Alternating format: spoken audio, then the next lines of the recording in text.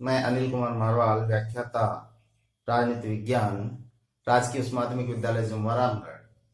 आज के जो लेसन है कक्षा 12 का जो टॉपिक है, साथ में कंपटीशन में एक महत्वपूर्ण टॉपिक ये होता है। इसके बारे में आज हम पढ़ने जा रहे हैं। नीति निर्देशक तत्व भाग ब के इकाई 1 के पाठ नंबर 2 में जो मूल अधिकार और नीति निर्देशक तत्व पाठ था उसमें ये दिया गया था।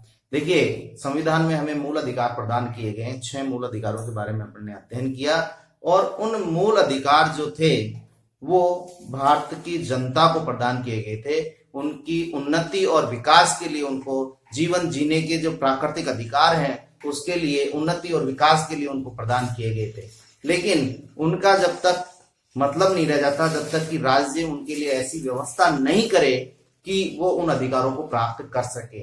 इसलिए जो भारतीय संविधान के जो निर्माता थे उनकी दूरदर्शिता के परिणाम स्वरूप उन्होंने एक जो आयरलैंड का संविधान था उसका अध्ययन कर एक भाग 4 में अनुच्छेद 36 से लेकर 51 तक नीति निर्देशक तत्व जोड़े हैं, जो राज्य का पथ प्रदर्शक का कार्य करते हैं, जो भारत के प्रत्येक नागरिक को उन्नति और विकास के अवसर प्रदान करते हैं। उनके जो जीवन जीने का अधिकार है उनके लिए उच्च आदर्श व्यवस्थाएं प्रदान करने, लोक कल्याणकारी राज्य की जो अवधारणा भारतीय संविधान निर्माताओं ने अपनाई है उसको अग्रसर करने के लिए राज्य को नीति निर्देशक तत्व एक पथ प्रदर्शक की भांति कार्य करते हैं, एक आदर्श आचार संहिता की भांति कार्य करते हैं कि चाहे सरकार किसी भी पार्टी की हो या किसी भी प्रकार की सरकार बने, उसके समक्ष ये ऐसे आदर्श हैं जो भारत के नागरिकों के लिए लोक कल्याणकारी शासन की स्थापना पर बल देते हैं। इसी पर डॉक्टर राजेंद्र प्रसाद ने कहा है कि नीति निर्देशक तत्वों का उद्देश्य जो है वो इस प्रकार की शासन व्यवस्था जो जनता के कल्याण को प्रोत्साहित करने वाली सामाजिक व्यवस्था को बनाने पर बल देती है। और मैं फिर से कहूंगा कि ये वे आदर्श आचार संहिता है, पथ प्रदर्शक हैं जो भारतीय शासन को अग्रसर करने या लोक कल्याणकारी राज्य की ओर ले जाने का प्रयास करती हैं। एल.जी. खेडेकर ने भी कहा है कि राज्य के जो नीति निर्देशक तत्व हैं वो एक ऐसे आदर्श हैं जो जिनका पालन प्रत्येक शासन को करना चाहिए, और ये जो हैं वो एक तरह से सरकार के लिए पथ प्रदर्शक के साथ साथ कर्तव्य माने गए हैं, न कि अधिकार। इनको कानूनी रूप से कोई बाध्यता जो है वो नहीं रखी गई है।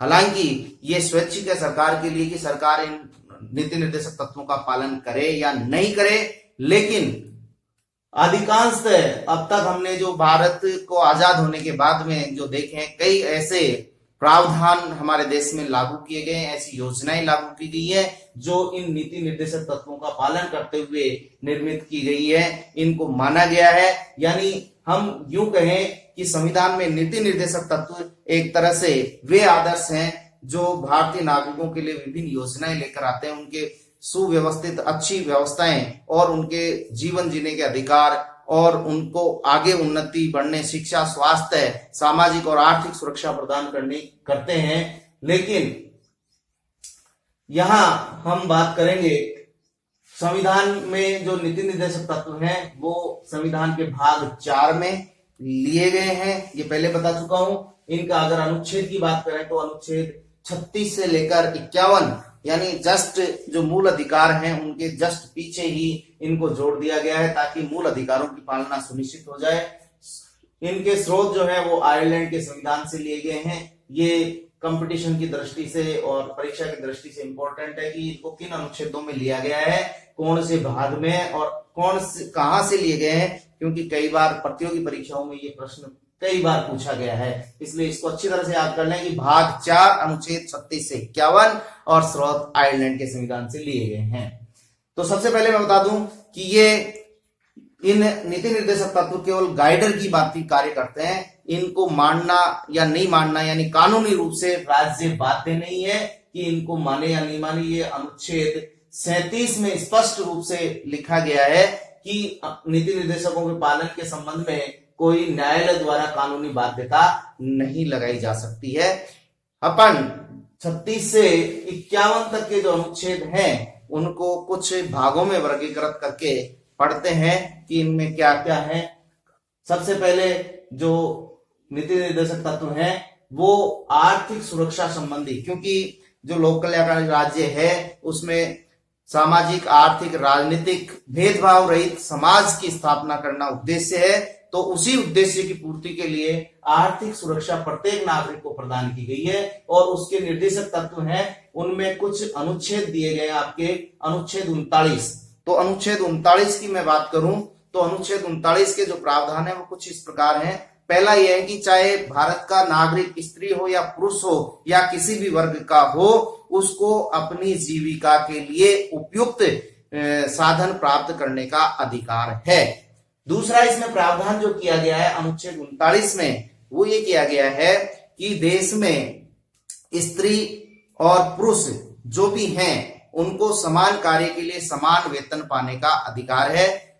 तीसरा इसमें जो प्रावधान किया गया है कि जो भारत में राज्य में जो संपत्ति और उत्पादन के साधन हैं उनका वितरण इस प्रकार से हो कि सबका हित या सर्वहित की पालना सुनिश्चित की जाए, यानी लोक कल्याणकारी स्थापना या आर्थिक समता की स्थापना की जाए। दूसरा कि संपत्ति के और उत्पादन के साधनों का इस प्रकार से केंद्रीकरण नहीं हो कि जो सार्वजनिक है उसको बाधा पहुंचे। अनुच्छेद 39 ये प्रावधान भी करता है कि स्त्री और बच्चों की जो शक्ति और स्वास्थ्य है और जो बालक हैं उन बालकों की सुकुमार अवस्था से मतलब है कि जो किशोरावस्था है या जो शारीरिक शोषण की अवस्था है उसका किसी प्रकार से शोषण नहीं हो और शोषण से मुक्ति मिले, ये प्रावधान करता है अनुच्छेद 39। अनुच्छेद 39 ये भी करता है कि जो बच्चों के लिए है कि जो बच्चे हैं उनके स्वस्थ और शारीरिक विकास के लिए पर्याप्त अवसर उपलब्ध करवाएगा और उनको स्वतंत्रता और सम्मान की प्राप्ति उपलब्ध करवाएगा और इसके साथ साथ उनके आर्थिक और नैतिक शोषण जो होगा उनका दुरुपयोग नहीं होने दिया जाएगा। ये अनुच्छेद 39 में ये कुछ प्रावधान किए गए थे जो स्त्री पुरुष समान कार्य के लिए समान वेतन की बात करता है और स्त्री पुरुष और जो शक्ति है, युवा शक्ति है, उनके शोषण रहित समाज की बात ये करता है। जब अब चलते हैं अनुच्छेद 41 में। अनुच्छेद 41 जो करता है प्रावधान वो ये करता है कि राज्य अपनी विकास और आर्थिक सामर्थ्य के अनुसार प्रत्येक व्यक्ति जो है अपनी योग्यता के अनुसार रोजगार और शिक्षा पा सके। अगर उसके पास बीमारी हो जाती है, अंगहीन हो जाता है या अन्य कोई बीमारी आ जाती है जिससे वो अपाहिज हो जाता है या शारीरिक विकलांगता हो जाता है या वो कार्य करने में असक्षम होता है तो उसके लिए पेंशन की व्यवस्था करेगा।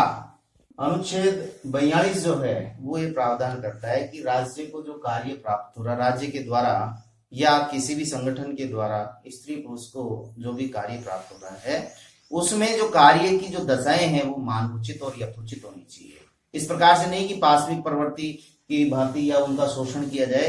उसके लिए जो व्यवस्थाएं हैं मौसम के अनुकूल होनी चाहिए या आपके शरीर के अनुसार या अगर कोई बीमारी की अवस्था है तो वहां उपचार की व्यवस्था वहां होनी चाहिए, मानवोचित दशाओं की वहां पर उपलब्धता होनी चाहिए। और स्त्रियां जो है उनके लिए विशेष प्रावधान है कि ऐसी व्यवस्था राज्य करेगा जिसके द्वारा कि जो प्रसूतावस्था है उनकी उसमें उसको कार्य नहीं करना पड़े। और इसी के प्रावधान हम देखते हैं कि जो राजकीय सेवाएं हैं उनमें 2 साल का CCL चाइल्ड केयर लीव दिया गया था। पहले 6 महीने का होता था, जब प्रसूतावस्था में होते थे तो 6 महीने का उनको सवैतनिक यानी बिना तनख्वाह काटे उनको वेतन कार्य करने दिया जाता था।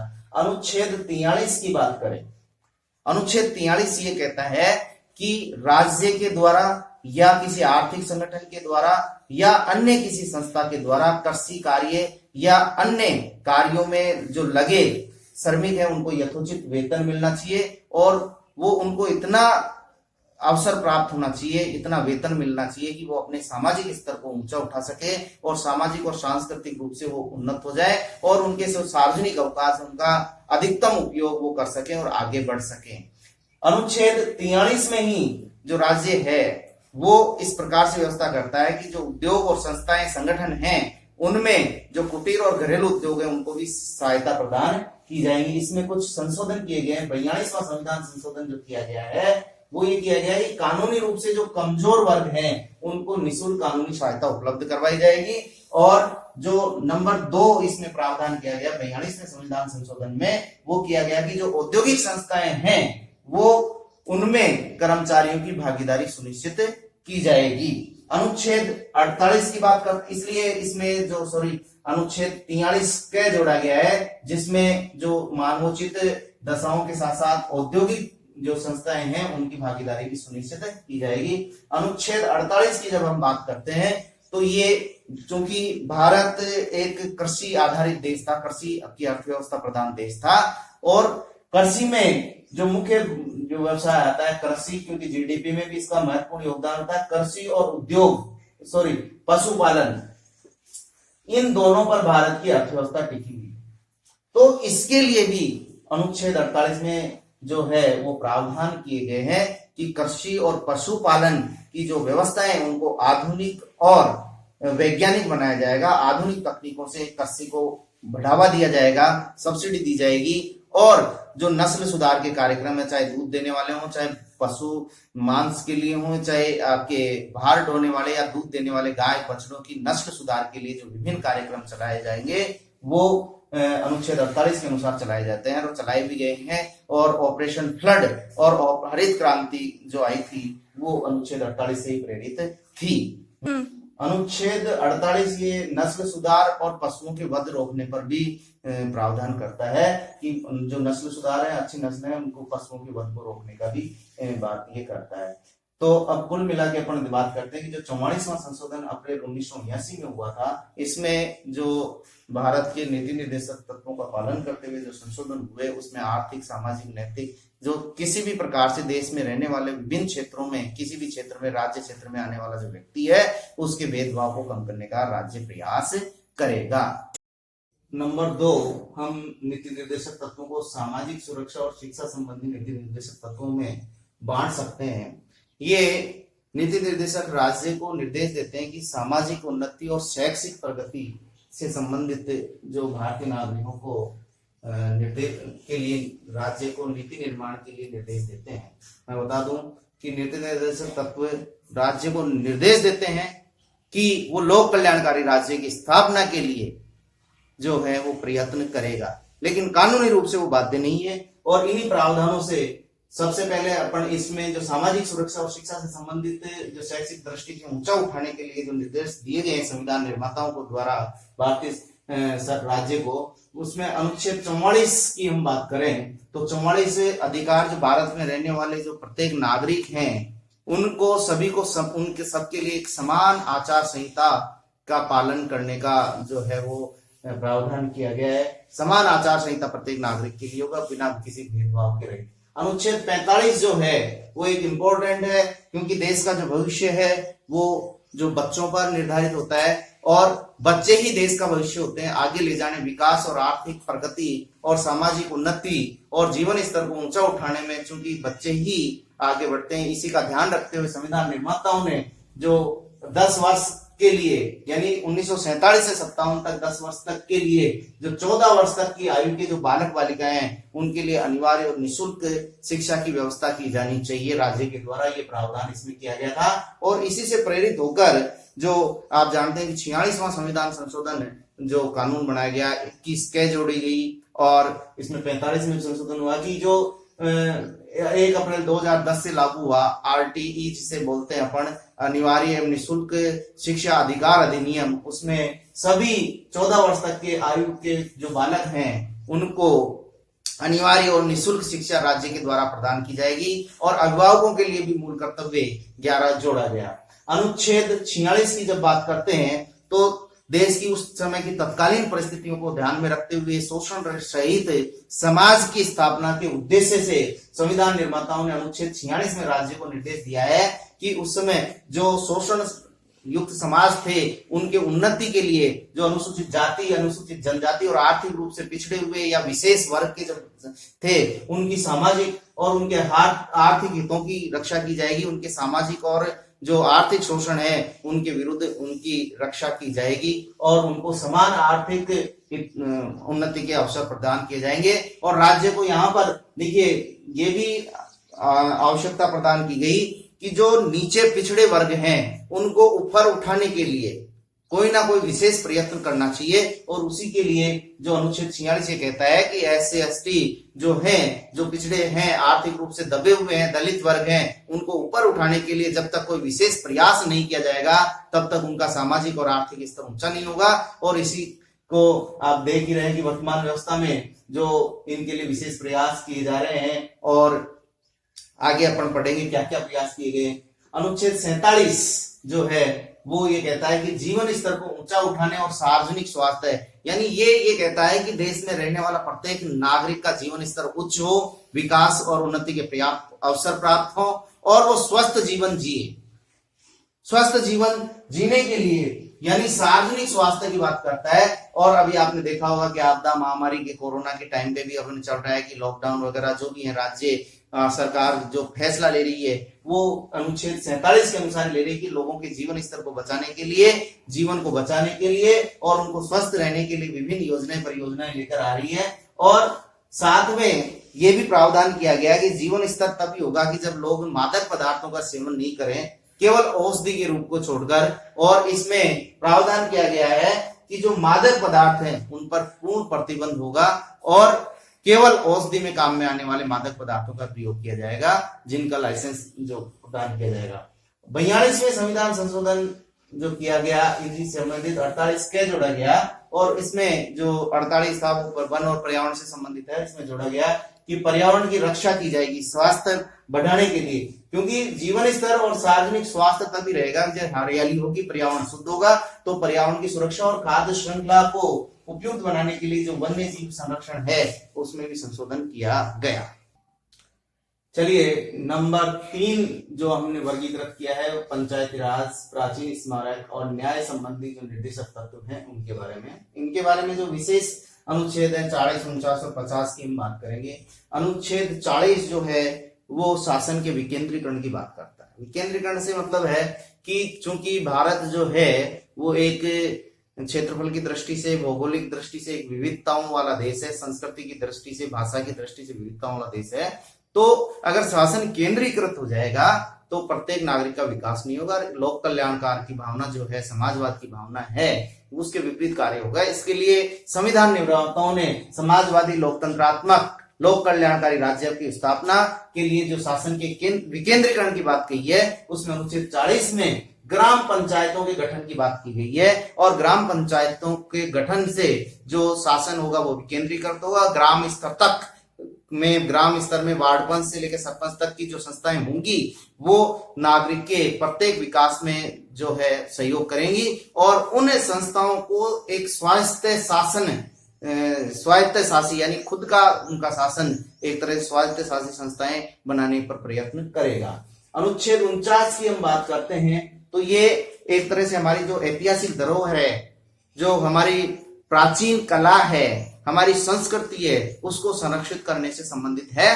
क्योंकि हमारी जो भारतीय संस्कृति है उसमें आप देखते होंगे, इतिहास में पढ़ा होगा कि जो भारत के प्राचीन स्मारक, किले, दुर्ग और कई ऐसी वस्तुएं हैं, ग्रंथ हैं और संस्कृति है जो एक तरह से विश्व में अनूठी है। तो उनके प्रति पर्यटन को आकर्षित करने और विश्व को अपनी धरोहर को बताने के लिए ये जो अनुच्छेद 49 का जो प्रावधान किया गया है, इसमें जो प्राचीन स्मारक हैं और या स्थान है या कोई कलात्मक वस्तुएं हैं, ऐतिहासिक दृष्टि से जो महत्वपूर्ण वस्तुएं हैं जिनमें विभिन्न लोग रुचि रखते हैं, उनकी रक्षा करने, उनका संरक्षण करने का प्रावधान अनुच्छेद 49 में किया गया है। उनको कुरूप बनाने से संबंधित और उनको नष्ट करने से रोकने से संबंधित या उनका निर्यात करने पर पूर्णतः पाबंदी लगा दी गई है।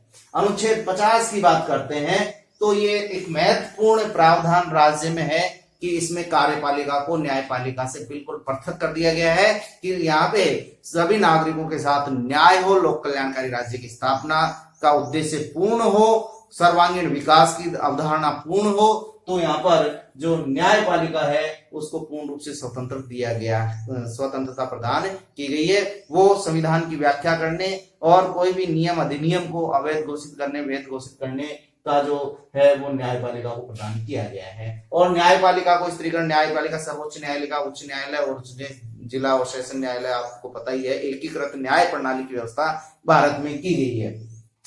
नंबर 4 हम जो है वो नीति निर्देशक तत्वों को, क्योंकि हमारी जो भारतीय भावना है वो ही वसुधैव कुटुंबकम है और शांतिपूर्ण सहअस्तित्व की भावना है, गुटनिरपेक्षता की जियो और जीने दो। और हमारे जो भारतीय धर्म है, धर्म की उत्पत्ति भी जो हुई है वो एक तरह से जियो और जीने दो, अहिंसा परमो धर्म के जैसे आदर्श हम लेकर चलते हैं। उन्हीं आदर्शों से प्रेरित होकर अंतर्राष्ट्रीय शांति और सुरक्षा संबंधी निर्देशक तत्व भी हमारे यहाँ लिए गए हैं, जो कि भारतीय संस्कृति की पहचान को अमिट छाप प्रदान करते हैं। अनुच्छेद 51 में ये कहा गया है कि जो अंतर्राष्ट्रीय स्तर पर विभिन्न देशों के मध्य शांति और सुरक्षा की स्थापना में वृद्धि करवाने की भारत जो राज्य है वो भरपूर प्रयास करेगा। दूसरा जो इसमें प्रावधान किया गया कि न्यायपूर्ण और सम्मानपूर्ण अंतर्राष्ट्रीय स्तर पर जो विभिन्न देश हैं उनके मध्य जो संबंध होंगे वो पूर्ण रूप से सम्मानपूर्ण होंगे और न्यायपूर्ण संबंधों की पालना करेगा। हाँ, यह मैं स्पष्ट कर देना चाहूंगा, जब अन्याय होगा तो हम सहेंगे भी नहीं। अंतर्राष्ट्रीय कानून और संधियों के प्रति आदर, जो भी अंतर्राष्ट्रीय स्तर की संधियां होगी, जो अंतर्राष्ट्रीय संस्थाएं हैं उनके द्वारा जो भी नियम बनेंगे, कानून बनेंगे, उनका प्रति भारत आदर करेगा, उनका निरादर कभी भी नहीं करेगा, आत्मसम्मान रहने तक। और जो महत्वपूर्ण बात है कि भारत कभी भी विवाद की स्थिति में उसको युद्ध या अन्य दृष्टि से हल नहीं करना चाहेगा, उसको हल करने के लिए विवादों को मध्यस्थता की दृष्टि से हल करने का भारत प्रयत्न करेगा। अभी तक हमने पढ़े नीति निर्देशक तत्व, अब हम इनके बारे में पढ़ेंगे नीति निर्देशक तत्वों को क्या महत्व भारतीय शासन में रहा। देखिए, सच्चा लोकतंत्र जब तक ही है, लोकतंत्र केवल संविधान बनाने से नहीं होता, जब तक लोकतंत्रात्मक शासन प्रणाली में प्रत्येक नागरिक को जीवन जीने का प्राकृतिक नियमों का, शिक्षा, रोजगार, आर्थिक विषमता आदि को दुरुस्त नहीं किया जाए, तब तक राज्य में लोकतंत्रात्मक शासन का कोई महत्व नहीं रह जाता है। लोकतंत्रात्मक रूप को आदर्श रूप देने में जो नीति निर्देशक तत्वों का जो महत्व है वो एक अतुलनीय है, अद्वितीय है। और नीति निर्देशक तत्व, हालांकि हम ये मान के चलते हैं कि इन पर कानूनी बाध्यता नहीं है, लेकिन अब तक के शासन में हम देखते आ रहे हैं कि कई प्रावधान ऐसे हुए हैं जिनके द्वारा भारत शासन ने नीति निर्देशक तत्वों का पूर्ण रूप से लगभग पालन किया है और उनके द्वारा अनेक योजनाएं भारतीय नागरिकों के लिए लेकर आए हैं, जिनसे उनका शारीरिक शिक्षा, स्वास्थ्य और रोजगार और जीविका उपार्जन संबंधी विभिन्न जो कार्य हो रहे हैं वो नीति निर्देशक तत्वों से प्रेरित होकर ही राज्य और केंद्र सरकारें कर रही हैं। इसका उदाहरण आप दिन प्रतिदिन के दैनिक जीवन में जो नियम विनिमय बढ़ते हैं, रोजगार की उपलब्धि है, कई बेरोजगारी भत्ता है, ये जो प्रावधान है वो नीति निर्देशक तत्वों से प्रेरित होकर है। इनके बारे में और आगे पढ़ेंगे कि क्या क्या प्रावधान किए गए महत्वपूर्ण। हम पढ़ते हैं कि महत्व क्या है इनका, क्यों महत्वपूर्ण है।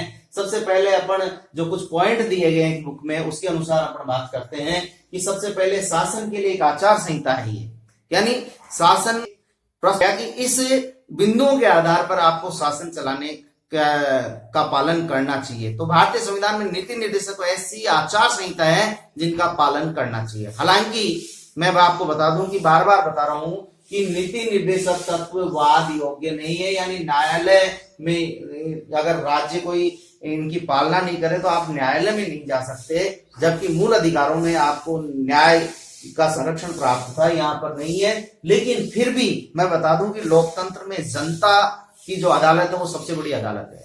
और बी.आर. अम्बेडकर ने भी कहा था कि अगर शासन, कोई भी सरकार इनका पालन नहीं करेगी तो मत देने में जनता उनको असफल कर देगी। तो यहाँ पे जो शासन के लिए आचार संहिता का निर्माण किया गया है कि उनको जवाब देना पड़ेगा, किसको, भारत की प्रजा को, कि आपने किस आधार पर शासन चलाया है। तो आचार संहिता दी गई है, तो कानून से तो बाध्यता नहीं है, लेकिन जनता को उनको जवाब देना पड़ेगा। नंबर 2 पे लोक कल्याणकारी राज्य की रूपरेखा। देखिए जो भारतीय नीति निर्देशक तत्व है वो एक तरह से लोक कल्याणकारी राज्य की रूपरेखा है। इसमें जो विभिन्न प्रावधान किए गए हैं वो लोक कल्याण की भावना से प्रेरित होकर किए गए हैं। जो स्वास्थ्य संबंधी और रोजगार संबंधी आर्थिक सामाजिक विषमता को समाप्त करने का जो प्रावधान किए गए वो लोक कल्याणकारी राज्य की रूपरेखा यहाँ पे प्रदान किए करते हैं। फिर है तीसरा है शासन के मूल्यांकन का आधार, कि इसके आधार पर शासन का मूल्यांकन किया जा सकता है कि जब तक कोई मानक नहीं होगा तो शासन का मूल्यांकन नहीं किया जा सकता कि शासन अच्छा चल रहा है या बुरा चल रहा है। जब हमारे सामने एक आचार संहिता और एक नीति निर्देशक तत्व है कि इनके अनुसार आपको शासन चलाना है, तो जब तक आपके पास मानक थे तो आप उनका मूल्यांकन कर सकते हैं कि ये गवर्नमेंट या सरकार जो है वो शासन है वो इन मानकों पर खरा उतर रही है नहीं उतर रही है। तो नीति निर्देशक तत्वों के आधार पर शासन का मूल्यांकन किया जा सकता है। संविधान के क्रियान्वयन में सहायक, क्योंकि भारतीय जो संविधान है उसमें मूल अधिकार और अन्य प्रावधान किए गए हैं, शासन के द्वारा उनका क्रियान्वयन किया जाएगा नहीं किया जाएगा भली भांति वो नीति निर्देशक तत्वों के द्वारा आप याद कर सकते हैं। नंबर 5 पे सामाजिक और आर्थिक परिवर्तन में सहायक, जो स्त्री पुरुष का जो बच्चों का जो शोषण होता था, जो पिछड़े वर्ग थे दलित वर्ग थे उनका शोषण होता था, तत्कालीन परिस्थितियां ऐसी थी, उन परिस्थितियों को ध्यान में रखते हुए नीति निर्देशक तत्वों का जो क्रियान्वयन उल्लेख किया गया है उसके आधार पर आज वर्तमान में देखते हैं कि आज जो अनुच्छेद 15, 17, 19 जो है 16, 17, 19 की बात करें तो आज समाज में कितना परिवर्तन आ गया है। आज अस्पृश्यता का निवारण हो चुका है, ऊंच नीच का भेदभाव समाप्त हो चुका है लगभग। तो आज समाज में लगभग सभी का जीवन स्तर ऊंचा हो चुका है। ये सब देन है नीति निर्देशक तत्वों की। और समान कार्य के लिए समान वेतन, स्त्री पुरुष को जो कार्यस्थल पर समान रूप से सम्मान की भावना से देखा जाना, ये सब सामाजिक और आर्थिक परिवर्तन में आज आप देख रहे हैं कि स्त्री और पुरुष समान रूप से कंधे से कंधा मिलाकर अपने कार्य क्षेत्र में कार्य कर रहे हैं। तो अब तक हमने पढ़ा कि लोक कल्याणकारी राज्य की स्थापना के लिए जो नीति निर्देशक तत्व थे उनका प्रावधान जो किया गया, क्या क्या प्रावधान किए गए और उनका महत्व क्या रहा। अब महत्व के बाद में हम देखते हैं कि भारतीय शासन व्यवस्था ने उन नीति निर्देशक तत्वों के क्या पालन किए, किस अनुसार शासन को चलाया। तो उसके कुछ उदाहरण अपन देख रहे हैं, महत्वपूर्ण उदाहरण देख रहे हैं। सबसे पहला जो 1951 में ही जो देश के संविधान के लागू होने के तुरंत 1 साल के बाद में ही जो भूमि सुधार हुई उसमें लागू कर दिया गया कृषकों की उन्नत व्यवस्था के लिए। अब तक जो तत्कालीन परिस्थितियां थी कि भूमि पर जो अधिकार होता था जागीरदारों या सामंतों का या जमींदारों का हुआ करता था, किसान केवल वहां कृषि कार्य का कार्य करते थे और अपना कुछ हिस्सा लेकर आते थे, इससे उनका शोषण होता था। अब भूमि सुधार आंदोलन में जो नवी अनुसूची जोड़ी गई, नवी अनुसूची जोड़कर किसानों को जो अधिकार दे दिया गया, खेत का मालिकाना हक नहीं काश्तकारी का जो हक है वो दे दिया गया है। नंबर 2 पे अपन बात करते हैं पंचायती राज, जो अनुच्छेद नीति निर्देशक तत्वों में जो पंचायती राज व्यवस्थाओं की बात की गई थी अनुच्छेद 49 में, तो उसके अनुसार जो अनुच्छेद 40 में स्थानीय स्वशासन की तो 2 अक्टूबर 1959 को जो भारत में नागौर से जो पंचायत राज व्यवस्था की गई थी और इन पंचायत राज व्यवस्थाओं को 1993 में 73वें संविधान संशोधन के द्वारा संवैधानिक दर्जा प्राप्त हुआ और 74वें संविधान संशोधन नगरीय स्थानीय स्वशासन को संवैधानिक दर्जा प्राप्त हुआ। फिर बात करते हैं पंचवर्षीय योजनाएं, जो देश के संविधान लागू हुआ उसके 5 वर्ष की अवधि में देश को उन्नति की ओर विकास की ओर ले जाने के लिए जो पंचवर्षीय योजनाएं विकास के लिए बनी वो 1951 से आपको शुरू हुई। और ये पंचवर्षीय योजनाओं में विभिन्न पंचवर्षीय योजनाओं में किसी में गरीबी हटाओ, किसी में कृषि के विकास पर, किसी में हरित क्रांति पर, किसी में उद्योगों पर, किसी में परिवहन पर, किसी में खनिजों पर, किसी में रक्षा पर विभिन्न प्रकार के प्रावधान जो किए गए थे और उनको विशेष लक्ष्य प्राप्त करने होते थे। और जो अब तक जो है 12 पंचवर्षीय योजना जो 2012 से लेके 1 अप्रैल 2012 से लेके 2017 तक जो थी वो थी अंतिम थी और अब इसको समाप्त कर दिया गया था। इसके बाद में नीति आयोग जो है वो लागू है। कमजोर वर्गों का कल्याण, आपने देखा कि जो अनुच्छेद 15 और अनुच्छेद आगे नीति निर्देशक तत्वों में थे उनके अनुसार जो पिछड़े वर्ग थे उनके लिए जो संविधान में संशोधन की जो व्यवस्था की गई है, आरक्षण की व्यवस्था की गई है, वो इन वर्गों को ऊपर उठाने के लिए यानी लोक कल्याणकारी राज्य की स्थापना और समानता मूलक समता मूलक समाज की स्थापना के उद्देश्य से किया गया था। और उसको देखिए 7 सदस्यीय जो अनुसूचित जाति और जनजाति आयोग की स्थापना भी 65वें संविधान संशोधन में कर दी गई है। और जो 95वां संविधान संशोधन हुआ था, जो आरक्षण की जो व्यवस्था थी, वो 95वें संविधान संशोधन के द्वारा 25 जनवरी 2020 तक बढ़ा दी गई थी। लेकिन इसको वर्तमान में अभी 126वें संविधान संशोधन विधेयक द्वारा इसे 10 साल के लिए यानी 25 जनवरी 2030 तक के लिए इसको बढ़ा दिया गया। ये भी एक तरह से नीति निर्देशक तत्वों के क्रियान्वयन का एक महत्वपूर्ण उदाहरण है। सामाजिक सुरक्षा सभी को प्राप्त है, जैसा कि आप सबको पता है कि समाज में जो सामाजिक सुरक्षा है, जो अपाहिज हैं, वृद्ध हैं, उनको सामाजिक और वृद्धावस्था पेंशन, विकलांगता पेंशन, महात्मा गांधी रोजगार योजना जो 2005 है, ये जो सभी योजनाएं, कल्याणकारी योजनाएं, वो सामाजिक सुरक्षा की बात करती हैं। बड़े उद्योगों का राष्ट्रीयकरण, जैसे जो बड़े उद्योग हैं देश के लिए, इनको शोषण रहित समाज की स्थापना के लिए सार्वजनिकरण करने के लिए, जैसे रेल है, रेल परिवहन है, आपके बीमा है, बैंकिंग क्षेत्र है, इन सब का राष्ट्रीयकरण कर दिया गया है ताकि इनका निजीकरण होने से इनको रोका जा सके। नंबर 7 पे न्यायिक व्यवस्था में सुधार। न्यायिक व्यवस्था में निरंतर सुधार है। त्वरित लोक अदालत ये जो है वो न्यायिक व्यवस्था में सुधार के उदाहरण है। अनिवार्य एवं निःशुल्क प्राथमिक शिक्षा की बात करते हैं तो 86वां संविधान संशोधन विधेयक 2009 जो अप्रैल 2010 से लागू हुआ है, वो ये प्रावधान करता है कि 6 से 14 वर्ष तक के जो प्रत्येक बालक बालिकाएं हैं उनको कक्षा 8 तक यानी प्राथमिक शिक्षा तक अनिवार्य एवं निःशुल्क शिक्षा प्रदान की जाएगी। ये भी एक नीति निर्देशक तत्वों में, और ये एक महत्वपूर्ण है आपके साक्षरता दर को बढ़ाने में। जब हम बात करते हैं कि जब देश स्वतंत्र हुआ था तो महज जो साक्षरता दर थी वो 14% थी, और लगभग अब वर्तमान में अब जनगणना के जो आंकड़े आएंगे उसमें लगभग मेरे हिसाब से 85, 80, 85, 90 के आसपास ये आंकड़ा छू जाएगा।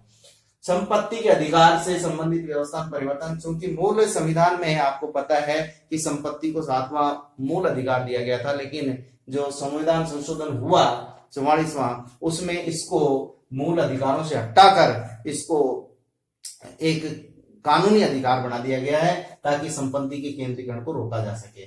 नंबर 10 पे अपन बात करते हैं समान कार्य के लिए समान वेतन की जो व्यवस्था है वो स्त्री पुरुष और राज्य में जो कार्य की दशाएं हैं वो समान रूप से यथोचित की जाएंगी। वो भी जो स्त्री पुरुष बच्चे जो भी समान योग्यता रखते हैं उन योग्यताओं के लिए समान कार्य के लिए समान वेतन की जो व्यवस्था है वो आपके नीति निर्देशक तत्वों में की गई है।